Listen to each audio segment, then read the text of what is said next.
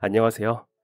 결혼한 사람은 첫눈에 느낌이 온다는데 과연 그럴까 싶었어요. 결혼한 부부들을 보면 항상 물어보고 싶었죠. 대체 어떻게 만나서 두 분은 왜 결혼하게 됐는지 항상 궁금했거든요. 결혼이란 어떻게 하는 걸까? 나도 그런 사람을 만날 수 있을까? 항상 궁금했어요. 그리고 어느 날 제게도 운명이 찾아왔어요. 고등학교를 졸업 후 바로 일을 해서 돈을 벌었어요. 저는 어릴 때 아버지가 돌아가시고 어머니와 둘이 살았거든요. 아버지가 돌아가신 후 어머니 혼자 어렵게 식당 일을 하면서 저를 키우셨는데 집안 형편이 워낙 좋지 않아서 늘 돈이 궁했어요. 중학교 때부터 아르바이트 하면서 집안 형편에 조금이라도 보탬이 되려고 했고 고등학교를 졸업한 이후에는 물류센터에 들어가서 택배 일을 했어요. 택배 일은 하루 종일 무거운 짐을 들고 차에 실어 나르고 아, 정말 체력적으로 힘들어요. 하루만 일하고 와도 삭신이 다 쑤시고 온몸이 누군가에게 심하게 두들겨 맞은 것처럼 욱신거리고 아프죠. 그래도 이제 막 고등학교를 졸업한 제가 할 수 있는 일 중 가장 돈을 많이 주는 곳이었어요. 그래서 온몸이 아프고 빨리빨리 짐을 나르려다가 여기저기 부딪혀 멍이 들어도 그냥 이악 물고 버텼어요. 사람은 환경에 적응하는 동물이라는데 정말 그렇더라고요. 어떻게든 악으로 깡으로 버티다 보니까 그래도 하루하루 일하는 게 익숙해졌거든요. 물론 여전히 몸이 아프고 힘들기는 했지만 그래도 처음 일할 때처럼 당장 도망치고 싶지는 않았어요. 하루 그리고 또 하루가 쌓이니까 고되기는 해도 오늘도 무사히 잘 마쳤다 하면서 끝낼 수 있을 정도는 되었죠. 주변에서 아저씨들 이야기 들어보니까 배달을 해야 돈이 된다고 하더라고요. 그래서 회사에 물어봤는데 운전 경력이 좀 믿을만 해야 일자리를 줄 수 있다고 이제 막 면허 딴 애들은 솔직히 쓰기 곤란하다고 했어요. 면허를 따고 나서 화물 운송 자격 취득하려면 2년 정도 기다리기도 해야 한다더라고요. 고민이 되기는 했지만 그래도 앞으로 내가 쭉 일할 걸 생각하면 한 푼이라도 더 버는 쪽이 낫지 않을까 생각이 들었어요. 그래서 일단 그동안 모은 돈으로 운전면허 학원을 먼저 등록했어요. 굳이 이 일이 아니더라도 주변에서 운전면허는 따놓으면 어디든 편하게 써먹는다고 했거든요. 나중에 대리운전 같은 거 할 수도 있으니까 미리미리 따서 연습해두는 게 좋다고요. 생각해보니 고등학교 때 수능 끝나자마자 주변 친구들은 다 운전면허 학원에 다녔어요. 저는 그때 학원비 듣고 에휴 그냥 말아야지 포기했는데 미리 해뒀으면 좋았을 것 같아요. 다른 친구들은 수능 끝나고 나서 부모님이 다니라고 돈도 보태주고 하니 바로 할 수 있었는데 저는 차마 어머니한테 이야기할 수가 없었어요. 우리 집이 돈이 없는 게 딱히 불만이거나 서럽게 생각하지는 않았는데 뭔가 이런 상황을 마주하니까 현실감이 든다고 할까요? 가난하다는 게 그렇지 않은 사람들과 출발점부터 다른 거구나. 뭐 그런 생각이 새삼스럽게 들었던 것 같아요. 사실 고등학교를 포기하고 물류회사에서 몸으로 뛰는 일을 선택했을 때부터 시작점은 상당히 다른 거였는데 말이죠. 그리고 그것뿐만은 아닌 것 같아요. 젊은 날의 추억이 없달까? 낭만을 도둑맞은 기분이 들기도 했어요. 퀴퀴한 냄새가 풍기는 지하 창고에서 시커먼 아저씨들이나 남자들이랑만 일을 하니 파릇파릇한 청춘의 설렘이나 연애 거리도 전혀 없었고요. 주변 친구들이 하나둘씩 여자친구 생겼다고 소식을 전해올 때면 내심 그런 것들이 부럽기도 했어요. 지극히 평범한 20대 일상 같은 것 말이죠. 그래도 물류창고에서 계속 일하면서 운전면허도 따고 일하시는 기사님들의 운전 적성 정밀 검사 등 준비해야 할 것들도 알려줬어요. 제가 나이는 어리지만 일을 성실하게 해서 그런지 같이 일하는 형들이랑 아저씨들이 엄청나게 예뻐해주고 잘 챙겨줬어요. 나중에 제가 기사 되면 자기 덕분이라고 서로 막 공부하던 것도 알려주고 그랬거든요. 사장님도 처음에는 별로 정을 주지 않으셨어요. 그냥 지나가는 애 중에 하나려니 했던 거죠. 그런데 엄청 성실하게 일하고 지각이나 결근 한 번 없이 출근하니까 다르게 보기 시작하더라고요. 그래서 일부러 수당이 더 나오는 야간 작업에도 많이 넣어주시고 보너스라도 더 챙겨주려고 하셨어요. 그래서 일은 엄청 힘들었지만 곁에 계시는 분들이 다들 좋아서 그나마 버틸 수 있었던 것 같아요. 그리고 2년 반 정도가 지난 후 마침내 저도 화물 운송 시험을 볼 수 있게 됐어요. 그동안 선배님들에게 꿀팁을 많이 들은 덕분인지 시험은 당당하게 한 번에 합격했어요. 당당히 합격증을 들고 회사로 복귀하니 사장님이 더 기뻐하시더라고요. 그래도 화물 운송이라는 게 쉽지 않기 때문에 경험이 중요하다고, 한동안은 베테랑 기사님들이랑 같이 경험을 쌓는 게 좋겠다고 하셨어요. 그래서 그날부터 상하차가 끝난 이후에는 기사님들 옆 조수석에 타서 짐 나르는 것을 도와드렸어요. 확실히 시험을 위해서 준비할 때랑 실전에서 도로를 운전하는 것은 다르더라고요. 돌발 상황이 발생할 수도 있고, 운전할 때도 택배를 전달받을 고객님들이 전화할 수도 있고, 예상치 못한 이런저런 상황들이 많았어요. 그래도 직접 이렇게 연수까지 도와주시니까 더 열심히 해야겠다고 생각했죠. 시간 날 때마다 틈틈이 거리 이름이랑 손으로 직접 지도를 그려가면서 위치들을 외우려고 했어요. 그동안 돈도 열심히 모았어요. 차량을 살 만큼의 돈은 없어서 먼저 임대하기로 했거든요. 회사에서 임대가 가능하다고 해서 다행이었죠. 그렇게 3개월 정도를 열심히 연수한 끝에 사장님이랑 같이 시험 운전을 해보기로 했어요. 일주일 정도 제가 운전대를 잡게 되었는데 진짜 시험 볼 때보다 더 떨리는 거예요. 그래도 다행히 일주일 동안 큰 문제 없이 무사히 넘어갈 수 있었어요. 사장님도 옆에서 무척이나 흡족해 하시면서 화물차 면허 딴 지 얼마 되지도 않는 녀석이 운전을 왜 이렇게 잘하냐고 흐뭇해 주셨어요. 그리고 저는 마침내 정식으로 택배 기사가 되었어요. 물류센터에서 물건만 날랐는데 이제는 트럭을 운전하면서 다니니까 뭔가 정말 뿌듯하더라고요. 남들이 보기에는 물류창고에서 물건 나르다가 운전하게 된 건데 뭐 그렇게 대단하냐고 할 수도 있겠지만 저는 트럭만 바라봐도 너무 뿌듯했어요.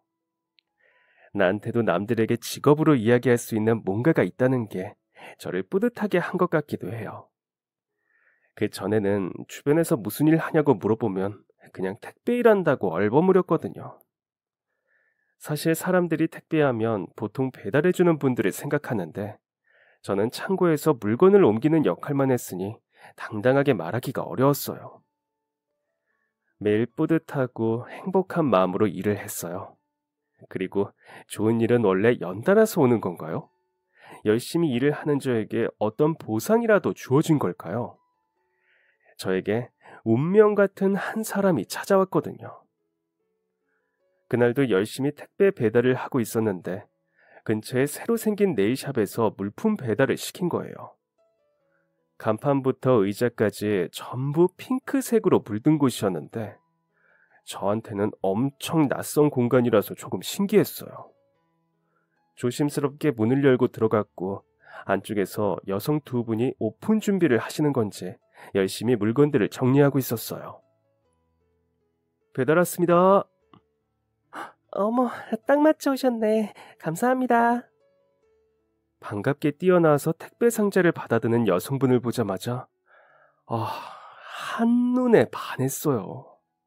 일하느라 질끈 묶은 머리에 앞치마와 추리닝 바지에는 페인트가 튀어 있는데 그 얼룩까지도 예뻐 보이더라고요.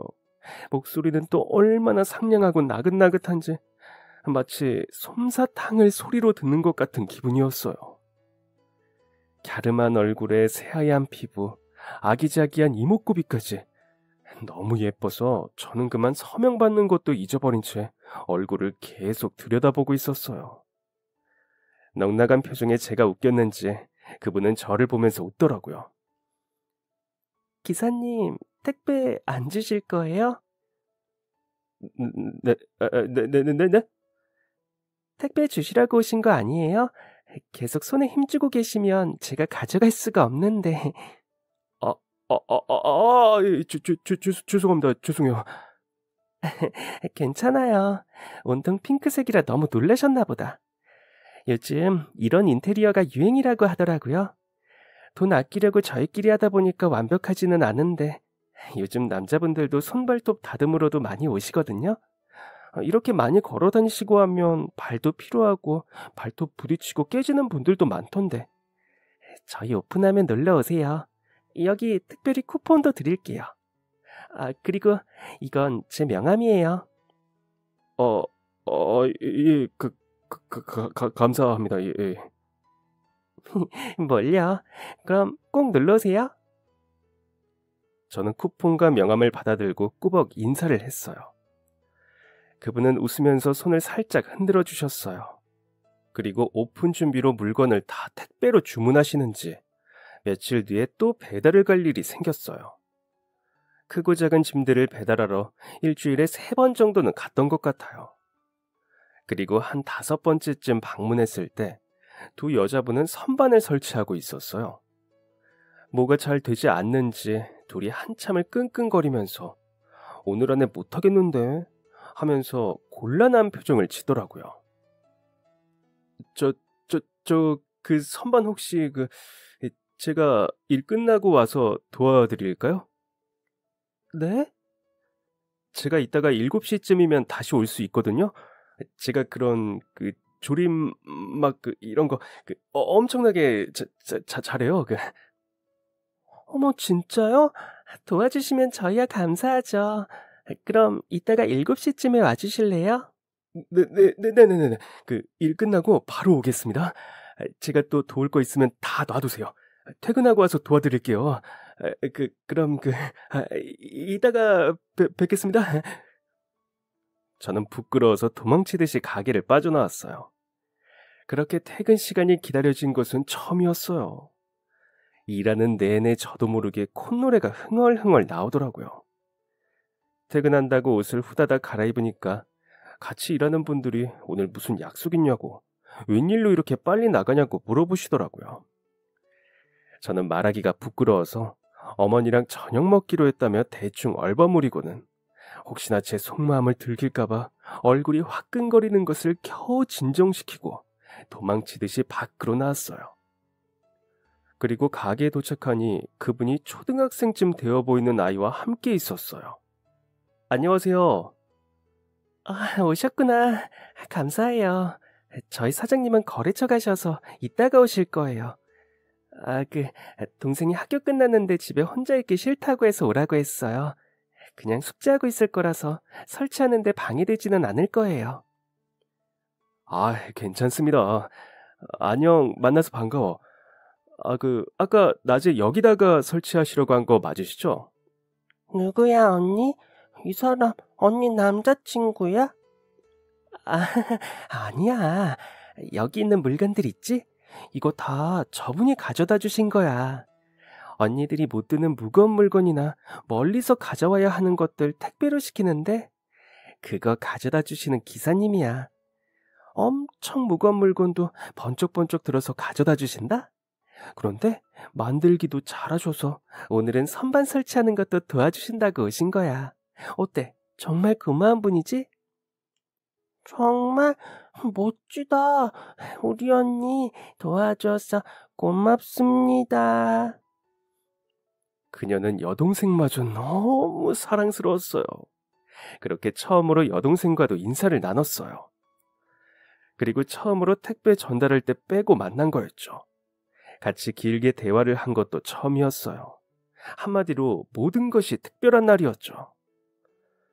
저녁 시간이라 배고플 텐데 먹으면서 하라고 떡볶이랑 튀김, 순대를 사와서 저한테도 주시더라고요.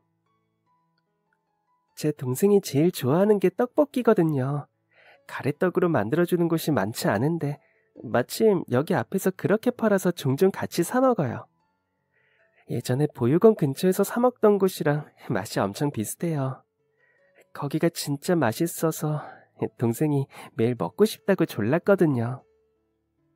보육원이요? 저 보육원에서 자랐어요. 어릴 때 부모님이 일찍 돌아가셨는데 할머니, 할아버지도 안 계시고 친척분들도 없고 딱히 저희 돌봐줄 사람이 없어서 보육원으로 갔거든요. 그때가 저는 한 13살쯤이고 동생은 3살이라 혹시 서로 다른 데 갈까봐 얼마나 조마조마했는지 몰라요. 다행히 저희 둘 다 같은 보육원에 갈 수 있어서 거기서 쭉 같이 살았어요. 제가 먼저 자립하느라 얼마 전까지 동생 혼자 보육원에 있었어요. 동생이 어려서 데리고 오려면 안정적인 일자리랑 제가 돌볼 수 있는 기반이 있어야 했거든요. 그래서 돈도 엄청 열심히 모았어요. 동생이 어릴 때부터 의지할 사람이 저밖에 없다 보니까 저 먼저 독립할 때도 엄청나게 슬퍼했거든요. 저 떠난 후에도 전화할 때마다 언니랑 같이 살면 안 되냐고 울고 그래서 아, 아, 죄송해요. 제가 기사님한테 별소리를 다 하네요. 아니요. 멋있어요. 동생을 위해서 그렇게 열심히 사셨다니. 저도 아버지가 어릴 때 돌아가셔서 중학생 때부터 쭉 아르바이트 하면서 지냈거든요. 어머니 혼자 일하시면서 저를 힘들게 키우셔서 어떻게든 조금이라도 살림의 보탬이 되고 싶었어요. 누군가를 책임지고 싶은 마음이 어떤 건지 똑같지는 않아도 저도 잘 알아서 대단한 것 같아요. 멋있어요. 어머, 그랬어요? 어머니를 위해서 그렇게 애쓰셨다니. 기사님도 멋있어요. 대단하시네요. 같은 상황이라도 그렇게 철들지 못한 친구들도 많거든요. 제 주변에도 보면 부모님 안 계시고 가정 형편 어렵다고 다들 열심히 사는 건 아니라서. 그러고 보니 저희 둘 다 엄청 대단한 사람들이네요. 예쁜 공간에서 예쁘게만 지냈을 줄 알았던 그분은 생각보다 힘들게 살아왔더라고요. 처음으로 이렇게 서로 이야기를 나눌 기회가 생겨서 그동안 몰랐던 부분에 대해서도 많이 알게 되고 대화를 하면서 조금 더 친해지게 됐어요.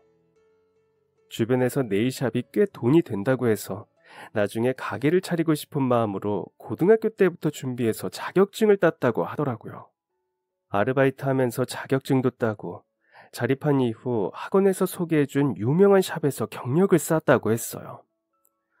동생이랑 살 집도 구해야 하다 보니 가게를 차리겠다는 목표까지 쉽지 않았지만 그래도 보육원에서 같이 네일을 배우던 친한 언니가 이번에 샵을 열게 되면서 같이 해보는 게 어떠냐고 제안했다고 해요. 그래서 일을 시작하게 됐고 그동안 일하면서 쌓은 경력과 돈이 꽤 있어서 그걸로 대출을 끼기는 했지만 전셋집도 구했다고 하더라고요. 다행히도 동생을 돌볼 수 있을 정도의 능력을 인정받아 다시 두 자매가 함께 살 수 있게 되었어요.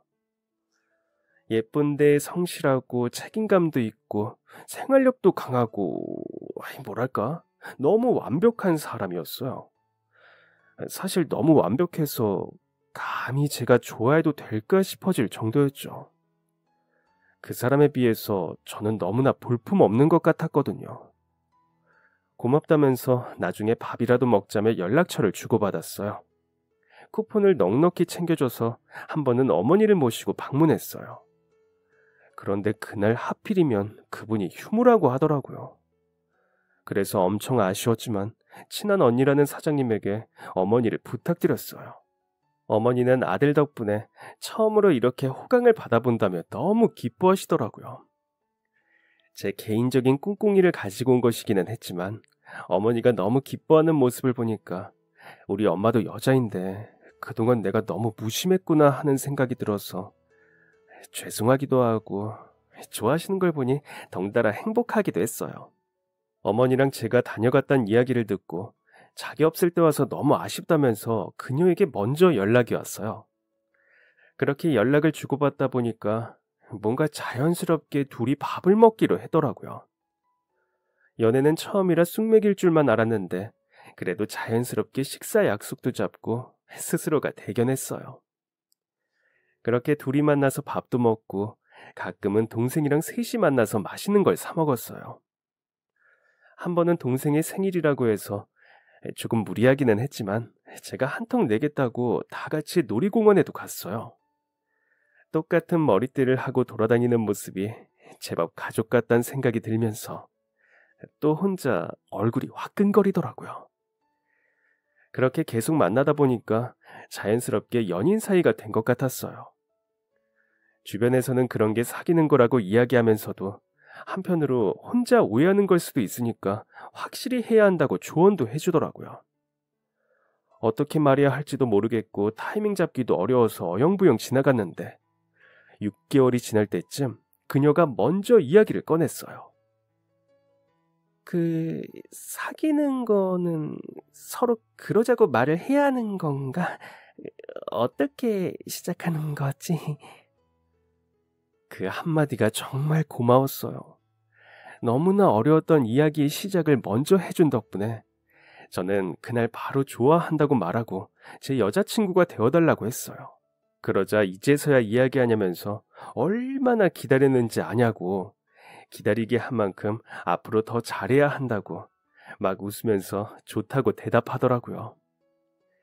그렇게 한눈에 반해 결혼까지 하고 싶은 그녀가 드디어 제 여자친구가 되었어요. 제 첫 연애의 주인공이기도 하죠. 그 후로도 저희는 서로를 챙겨주면서 예쁘게 연애했어요. 그녀는 저에게 든든한 응원을 해주었고 제가 힘든 날에는 일부러 이야기하지 않았는데도 목소리만 듣고 알아챘어요. 그런 날이면 어느새 회사 앞으로 와서 저를 기다리고 있더라고요. 가서 삼겹살에 소주나 한잔 하자고 자기가 내겠다면서 저를 끌고 가서는 기분을 풀어주기도 했어요. 신기했어요.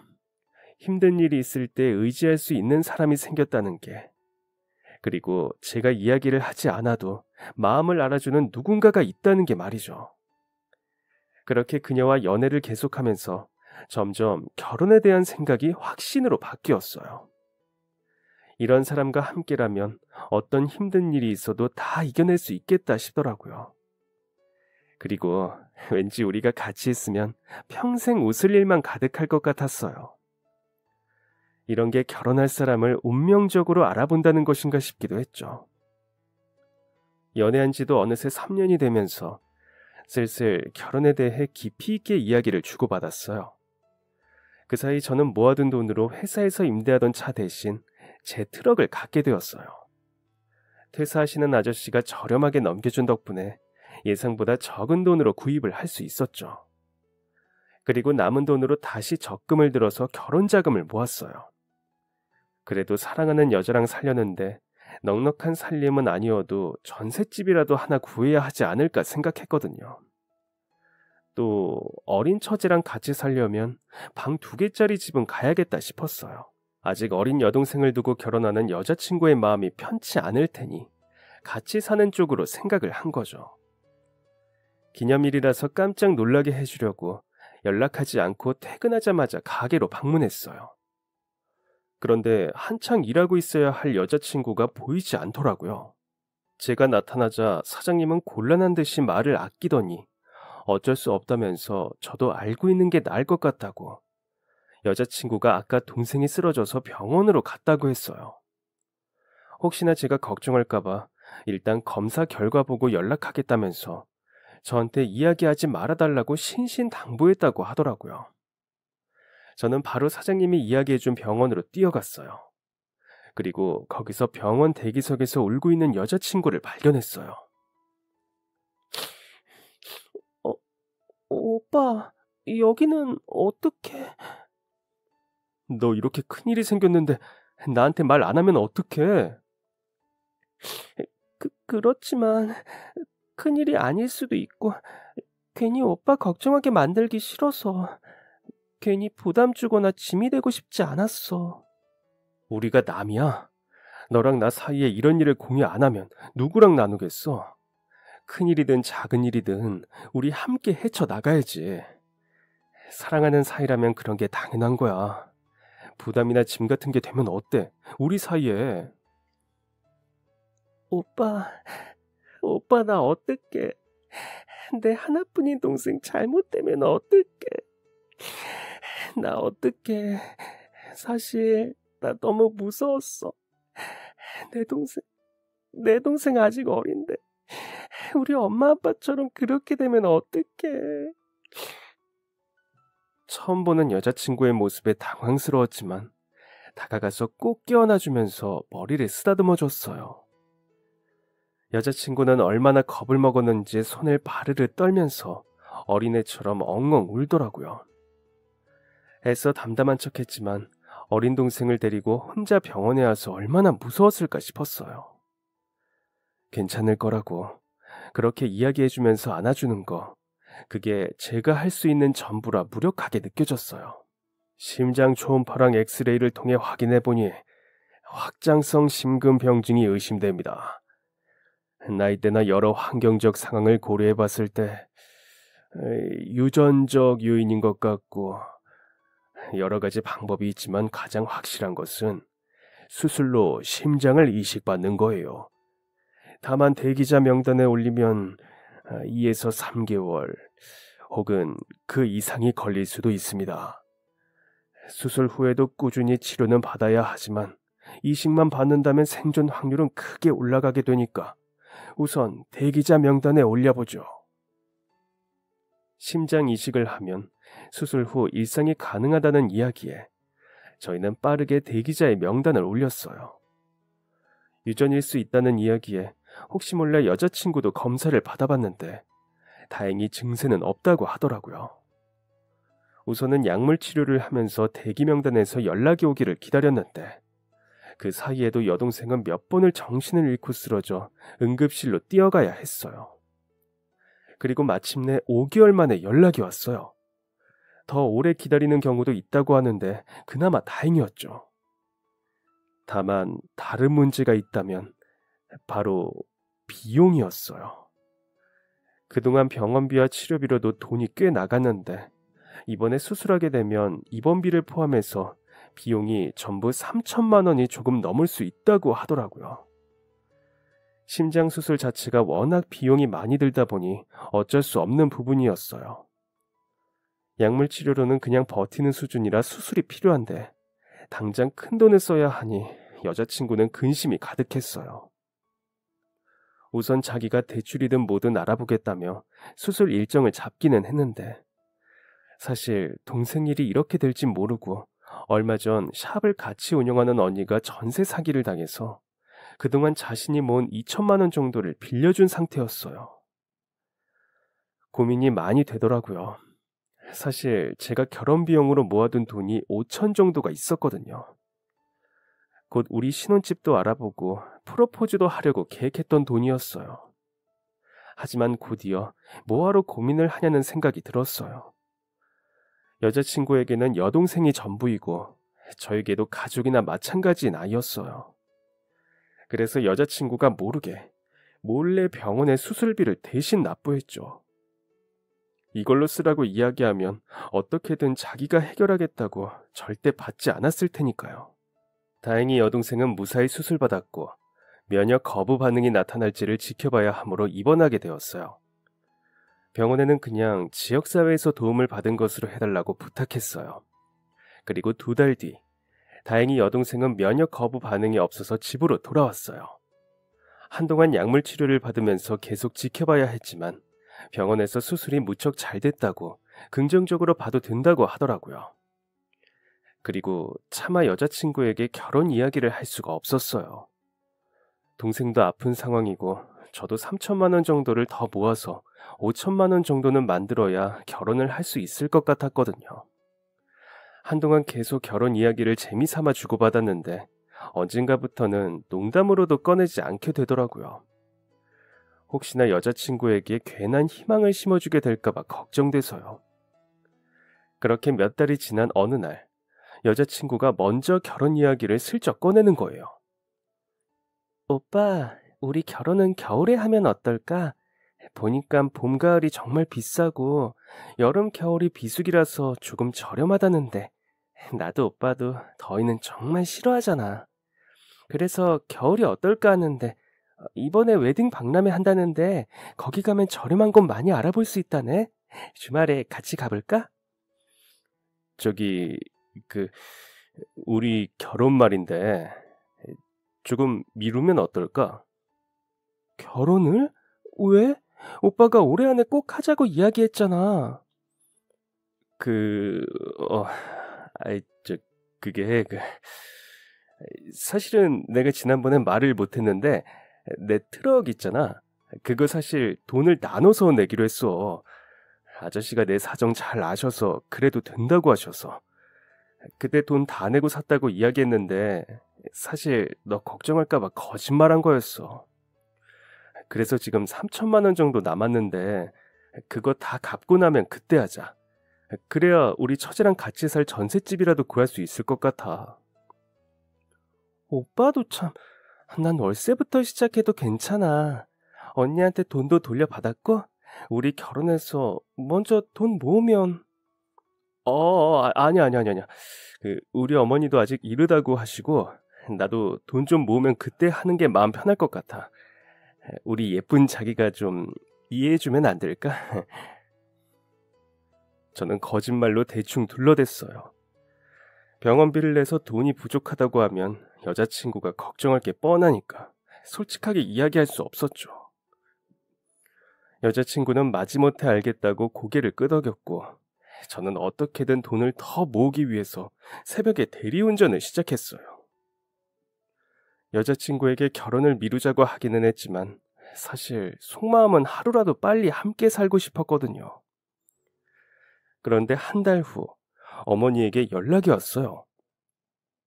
아들, 바빠? 아니요, 지금 잠깐 쉬고 있는데 무슨 일이에요? 그게 너 그 여자친구랑 결혼 말이다. 날짜를 좀 빨리 정하면 어떨까? 에이, 아니에요. 저희 상의해서 결혼은 좀 기다렸다가 하기로 했어요. 처제도 아직 아프고. 너 돈 때문에 걱정해서 그런 거 안다. 엄마가 얼마 전에 적금 들었던 게 만기되어서 목돈이 좀 생겼거든. 어차피 너 주려고 묵혀뒀던 거라 그거 보태서 결혼해라. 이 엄마 나이도 있는데 하루하루가 소중하잖니. 너가 결혼 이야기 꺼낸 것도 벌써 한참 전인데 마음 먹었을 때 빨리 하는 게 낫지. 그리고 너 얘들 낳고 봐주기라도 하려면 엄마 한 살이라도 어릴 때 해야지. 이왕 하기로 했던 거 그냥 옛날에 대학 등록금 못 내준 거다 하고 그렇게 생각하고 받아라. 어머니, 그동안 우리 집 형편 넉넉하지 않아서 네가 얼마나 고생했니. 결혼만이라도 엄마가 도와주게 해줘. 그리고 나도 예비 며느리 빨리 만나보고 싶구나. 얼굴도 보고 날짜도 잡게 네가 상의해서 일정 좀 잡아봐라.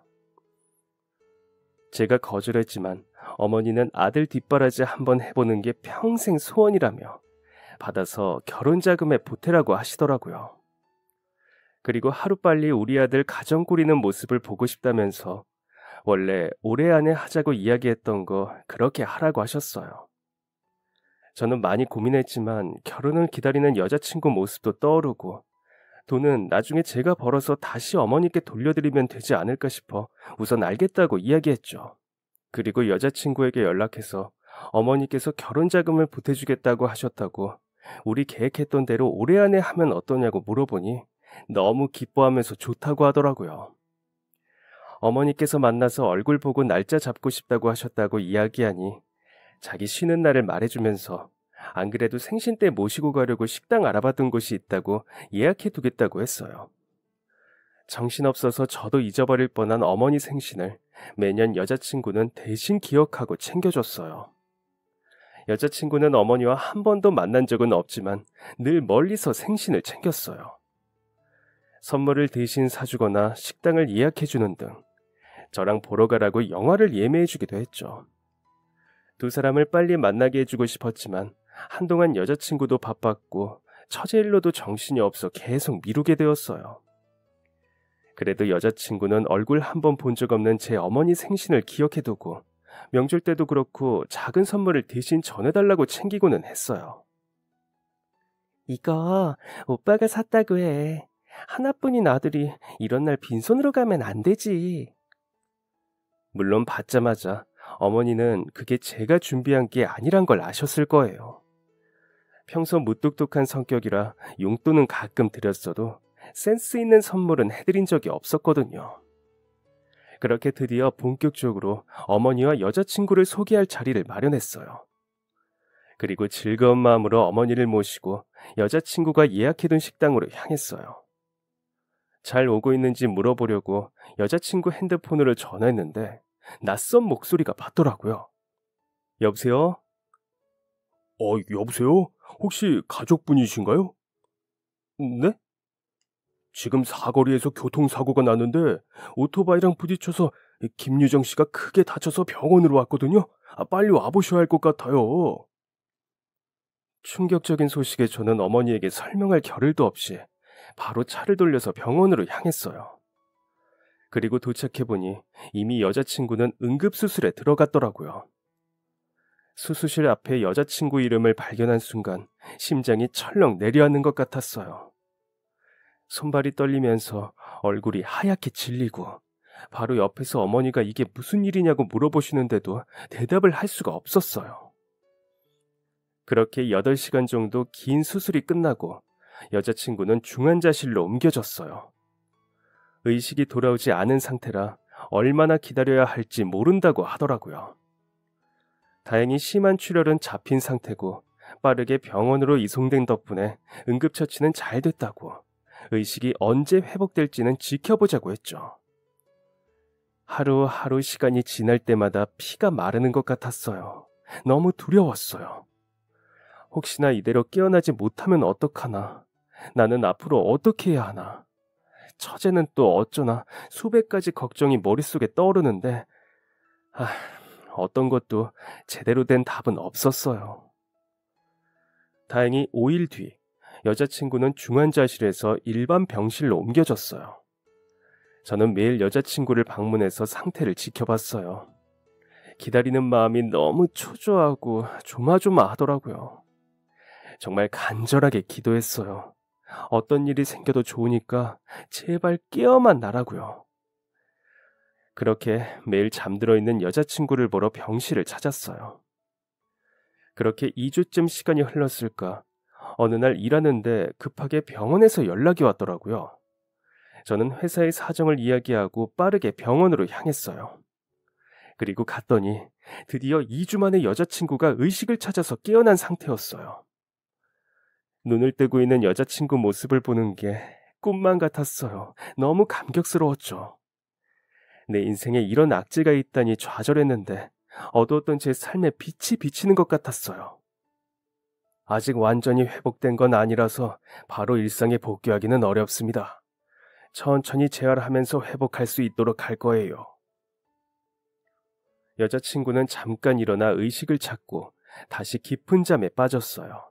그리고 저는 그 사이 칫솔이나 필요한 물건들을 챙기러 여자친구 집으로 갔어요. 처제는 오늘 외래 진료가 있는 날이라 네일샵 사장님께 부탁해 같이 병원에 갔었어요. 아무도 없는 집에서 혼자 짐을 챙기고 있는데 갑자기 비밀번호 누르는 소리가 들리더라고요. 처제는 병원에 들렀다가 오려면 아직 멀었는데 누군가 싶었어요. 저 말고는 분명 올 사람이 없는데 비밀번호 소리가 나니까 혹시 도둑인가 싶어서 우선 손에 잡히는 게 드라이기라 그거라도 들고 벽 뒤에 몸을 숨기고 숨죽인 채 들어오는 사람을 유심히 살폈어요. 그런데 비밀번호를 누르고 들어오는 사람은 제가 전혀 예상하지 못했던 의외의 인물이었어요. 어머니. 아이고, 네가 왜 여기 있어? 너 아직 일하는 중 아니니? 저는 유정이 깨어났다고 해서 오늘 일 중간에 정리하고 짐 챙기러 온... 근데 어머니가 왜 여기 있어요? 집은 어떻게 하셨고 또 비밀번호는 어떻게... 아니 그게... 무슨 일인데요? 여긴 어떻게 찾아오셨어요? 손에 들고 있는 건 또 뭐고요? 맞아요. 저희 어머니였습니다. 양손에 짐을 잔뜩 들고 여자친구 집 비밀번호까지 자연스럽게 누르고 들어왔는데 저는 너무 황당했어요. 왜냐하면 제가 알기로는 두 사람은 서로 만난 적도 없는 사이거든요. 서로 사진으로나 얼굴을 봤지 직접 만난 적은 없는데 어떻게 집 주소의 비밀번호까지 알고 있는지 도통 알 수가 없었어요. 너무나 혼란스러운 와중 어머니는 우선 손에 들려있는 짐을 식탁 위에 올리고는 정리를 하기 시작했어요. 보니까 여러 가지 반찬이랑 밥을 한 그릇 정도의 용기에 다 담아서 가지고 오셨더라고요. 그게 유정이 입원하면서 여동생이 집에 혼자잖아. 유정이 사고 이후에 어린 동생 혼자 있을 텐데, 아휴, 밥은 잘 챙겨 먹나 싶고 내가 매일 너무 걱정이 되더라. 아무리 그 친한 언니가 봐준다고 하지만 그래도 그쪽도 젊은 아가씨인데 애도 안 키워본 사람이 일까지 하면서 잘 돌봐주나 싶어서. 아까 병원에서 유정이 깨어났다고 나한테 연락이 왔더라고. 보호자 이름에 내 번호도 적어놔서 그랬나 봐. 나는 너한테 연락한 줄 모르고 갔더니 유정이 깨어있길래 동생 먹을 것 좀 챙겨줘야겠다고 집 주소랑 비밀번호 좀 달라 그랬지. 그랬더니 핸드폰에 저장된 걸 보여주더라고. 그래서 집 가서 부랴부랴 있는 반찬이랑 좀 가지고 왔다. 내가 유정이한테 신세도 크게 졌는데, 아이고, 아유, 이거 말하면 안 되는데, 아휴. 신세요? 어머니, 이게 다 무슨 일이에요? 아무리 보호자의 연락처를 적어놨다지만 아직 제대로 인사도 안 한 제 여자친구의 동생 밥을 챙겨주려고 싸우셨다고요? 그리고 신세 이야기는 또 뭐예요? 그게 사실은 아휴, 이거 유정이가 절대 말하지 말라고 했는데, 이 상황이 다 이해가 안 돼요. 제발 말해주세요. 그게 사실 전에 내 선물 택배로 보내준다고 연락처 써야 된다고 해서 내 번호를 알려줬다며. 그때 번호 받은 거 적어놨었다고 할 말이 있다면서 얼마 전에 나한테 만나자고 하더라. 네가 돈 때문에 결혼을 미루는 것 같다고 그러면서 3천만 원을 주더라고. 자기가 힘든 일이 있었는데 그때 네가 그 돈을 대신 내주느라 돈 때문에 결혼을 미루는 것 같다면서 말이다. 얼마 전 다시 돈이 생겼는데 그거 돌려준다고 하면 또 안 받는다고 할 게 분명하고, 그걸로 결혼하자고 하면 자존심 때문에 고집 부릴 것 같다면서 그냥 어머님이 보태주는 거로 해서 너한테 주라고 하더라. 솔직히 나도 네 결혼 앞두고 뭐라도 좀 해줘야 하는데 모아둔 돈이 부족해서 고민을 많이 하고 있었거든. 자기들 이미 성인인데 결혼은 당연히 부모님 손 안 벌리고 해야 한다고, 원래도 그럴 계획이었다고 하면서 오히려 내 체면까지 챙겨주면서 말하더라. 아휴, 애가 참 착해. 참 예뻐. 네가 왜 좋아하는지 알겠더라. 자기가 고아인데 결혼 반대 안 하는 것만으로도 너무 감사하다면서 꼭 받아달라고 부탁해서, 그래서 너한테는 적금 만기된 거 받았다고 하고 그 돈 보태서 결혼 자금으로 주려던 거야. 나도 살뜰하게 챙기고 우리 아들도 저렇게 좋아해주는 예쁜 애가 아파서 누워있는데 내가 도울 수 있는 건 뭐라도 해야겠다 싶어서 어린 동생 밥이라도 챙겨주려고 왔던 거란다. 저는 전혀 몰랐어요. 여자친구가 제가 병원비 내준 것을 알고 있는지도 몰랐어요. 게다가 제가 자존심 때문에 받지 않을까봐 일부러 저희 어머니가 주시는 걸로 해달라며 돈을 줬다니. 사려 깊은 사람인 것은 알았지만 이렇게까지 생각해 줄 거라고는 예상하지 못했죠. 그동안 제가 병원비를 내줬다는 것을 알면서 얼마나 마음이 불편했을까. 그것 때문에 끙끙 앓고 말도 못해서 오죽 속이 답답했을까 싶었어요. 결혼까지 미루는 저를 보면서 또 얼마나 많은 소가리를 했나 싶어요. 이렇게라도 저를 도와주려고 했다니 모든 사실을 알고 나니까 여자친구에게 미안하고 고마워지더라고요. 그리고 어머니 역시도 이런 제 마음을 다 이해한다는 듯 손을 잡아주시면서 너무 착하고 예쁜 여자를 참 잘 골랐다고, 자기가 무슨 복이 있어서 그렇게 좋은 애를 며느리로 들이는지 모르겠다고, 앞으로 정말 착하게 살아야겠다고 이야기하셨어요. 그리고 혹시나 그 애가 깨어나지 않을까봐 얼마나 걱정을 많이 했는지 모른다며 둘이 엉엉 울고 불고 있는데 다시 비밀번호 누르는 소리가 들렸어요. 병원에 갔던 처제랑 네일샵 사장님이 들어왔는데 어머니랑 울고 있는 제 모습을 보고 두 사람은 혹시 여자친구에게 무슨 일이라도 생겼나 싶어 심장이 쿵 내려앉았다고 하더라고요. 그리고 처제에게도 언니가 깨어났다는 소식을 들려줬어요. 다음날 일찍 병원에 가보기로 하고 저희 어머니가 만들어주는 저녁을 먹으면서 이야기를 나눴어요. 딸이 없던 어머니는 어린 처제를 귀여워하면서 챙겨주고 부모님 없이 자란 처제는 엄마같이 따뜻하게 챙겨주는 모습에 행복한 것 같았어요. 그리고 다음날 저희 세 사람은 병원으로 면회를 갔어요. 아침에 담당 교수님이 체크했을 때도 심박수나 동공, 그리고 인지 능력 등등 큰 문제가 없는 것 같다고 했다네요. 아직 회복이 되지 않아서 말하는 거나 움직이는 것을 힘들어하기는 했지만 저희 세 사람을 보고는 흐뭇하게 미소 짓는 모습을 볼 수 있었어요. 가족 같아요. 며칠 후 여자친구는 과일을 깎으며 즐겁게 이야기 나누는 저희를 보면서 말했어요. 그 이야기에 모두 눈시울이 붉어졌어요. 누가 먼저 이야기를 꺼내지 않았지만 아마 모두 같은 마음이었을 거예요. 그리고 저희는 붉어진 눈으로 코를 훌쩍이면서 서로의 얼굴을 바라보고 다시 한바탕 웃었어요. 한 달 뒤 여자친구는 재활도 잘 받고 무사히 퇴원을 할 수 있었어요. 다행히 손의 기능에도 이상이 없어 네일샵도 계속 일할 수 있었죠. 그리고 저희는 한 차례 추운 겨울 열심히 회복을 마치고 따뜻한 봄 결혼식을 올렸어요. 봄에 하는 결혼은 비싸지 않냐고 타박했는데 저희 이야기를 듣고 사장님도 축의금이라며 큰돈을 주시고 같이 일하던 아저씨들도 너도 나도 거들었거든요. 또 네일샵 사장님도 덕분에 전세 문제 잘 해결했다면서 통 크게 1,000만 원을 결혼 비용으로 쓰라고 줬어요. 그래서 봄의 햇살을 잔뜩 받으면서 아담하지만 예쁜 식장에서 조촐하게 식을 올릴 수 있었죠. 그동안 모은 돈으로 처제랑 셋이 살 집을 구하려고 하는데 반대에 부딪혔어요. 난 신혼부부랑 살기 싫어요. 아유, 그래. 나도 신혼부부랑 같이 살라고 하면 싫겠다.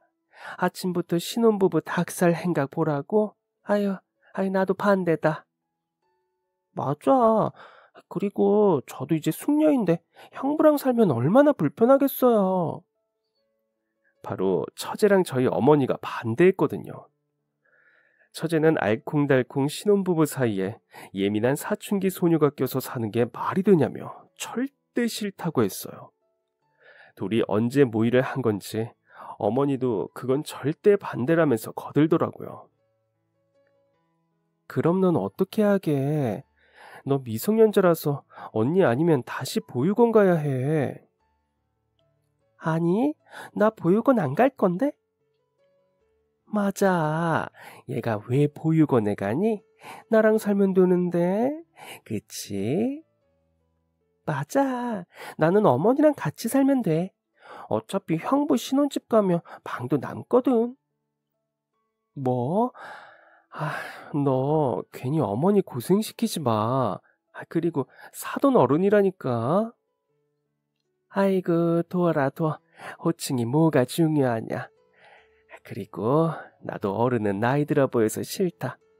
어머니 얼마나 좋니?